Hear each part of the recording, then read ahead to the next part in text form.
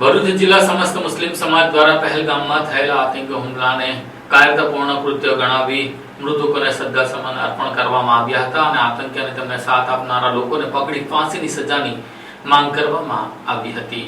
જમ્મુ કાશ્મીરમાં થયેલા ખાતકી આતંકવાદી હુમલામાં 27 જેટલા નિર્દોષ લોકોના મોતના સમાચારે સમગ્ર દેશને શોકમગ્ન બનાવી દીધો છે। આ દુઃખદ ઘટનાના પગલે ભરૂચ જિલ્લાના શોકની લાગણી વ્યાપી છે। ભરૂચ શહેરના જંબુસર બાયપાસ વિસ્તારમાં પણ સમસ્ત ભરૂચ મુસ્લિમ સમાજના આગેવાનોએ જમ્મુ કાશ્મીરના આતંકવાદી હુમલામાં મૃત્યુ પામેલા નિર્દોષોને શ્રદ્ધાંજલિ અર્પણ કરી હતી। શ્રદ્ધાંજલિ કાર્યક્રમમાં તમામ લોકો હાથમાં રાષ્ટ્રધ્વજ સાથે બેનર અને પ્લે કાર્ડ લઈ લોકો જોડાયા હતા। આ સાથે જ આતંકી હુમલાની સમસ્ત ભરૂચ મુસ્લિમ સમાજે નિંદા કરી આતંકીઓને फांसी આપવાની માંગ કરી હતી।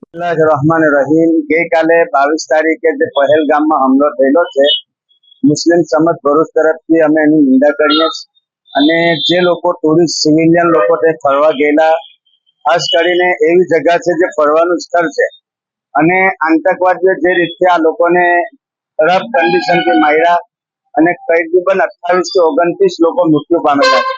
અમે લોકો ભારતની સરકારથી અપીલ કરીએ કે આની ખૂબ નિષ્પક્ષતાથી તપાસ થાય અને આઓને ફાંસીના ફંદા પર ચડાવવામાં આવે।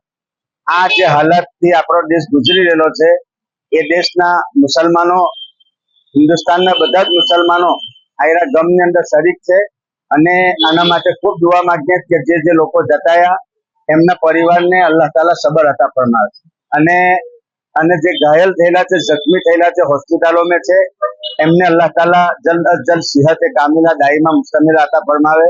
એ જ દુઆ સાથે મૌલવી ઇરફાન ખાન સમસ્ત મુસ્લિમ ભરૂચ।